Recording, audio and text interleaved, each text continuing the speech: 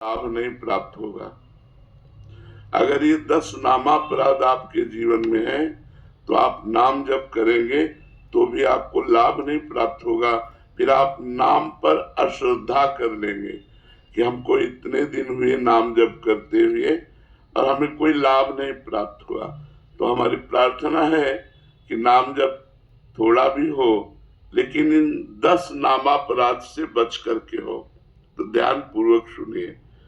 10 नामापराध में पहला अपराध है संत पुरुषों की निंदा।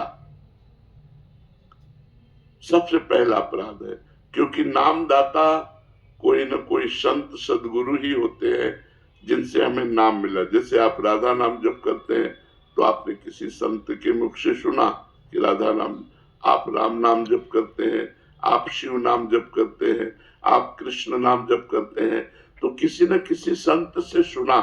यदि नाम जपते हुए आप किसी भी संत की निंदा करेंगे तो वो नामापराध आपके ऊपर लागू हो जाएगा और वो नाम आपको फल नहीं प्रदान कर पाएगा।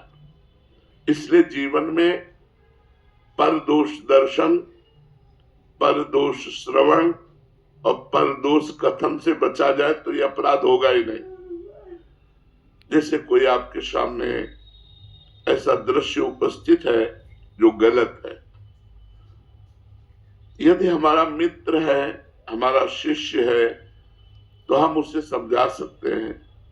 यदि वो नहीं है तो तेरे भावे जो करे भलो बुरो संसार, नारायण तू बैठ के अपनो भवन बुहार। हमें चाहिए कि वो भला करे, वो बुरा भगवान जाने। हमको अपने हृदय में वो बुराई न देखनी है न कथन करनी है, अपने हृदय को बुराई से बचाना है। तो हम किसी की भी निंदा ना करें।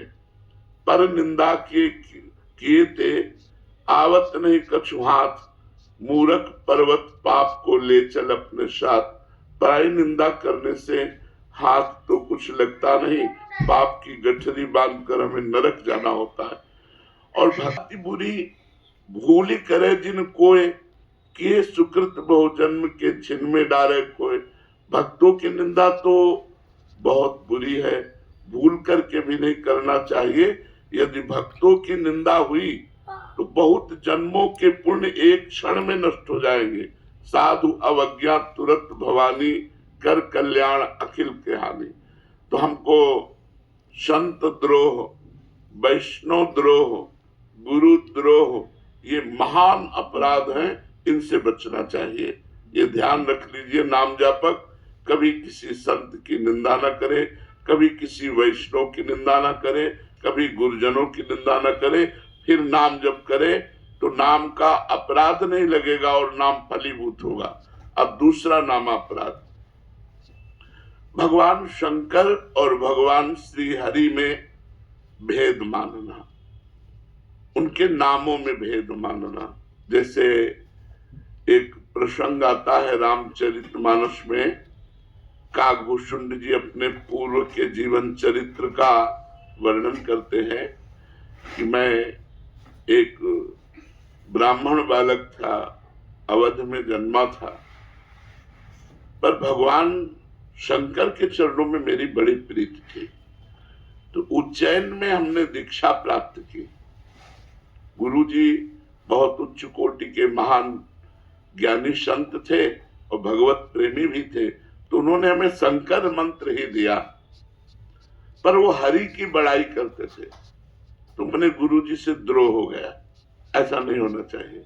उसका परिणाम क्या हुआ कि गुरु से उपेक्षा होने लगी, अश्रद्धा होने लगी।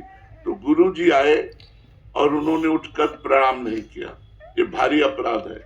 गुरु के सामने पहुंचने पर सर झुक जाना चाहिए और हो सके तो पंचांग प्रणाम करना चाहिए और हो सके तो साष्टांग प्रणाम करना चाहिए। गुरु साक्षात परब्रह्म। तो उन्होंने कि क्या गुरु जी को प्रणाम करना, उन्होंने प्रणाम नहीं किया। उसी समय भगवान शंकर असंतुष्ट हो गए। जिनका वो अनन्य था, जिनका मंत्र जप करता था, उन्होंने ही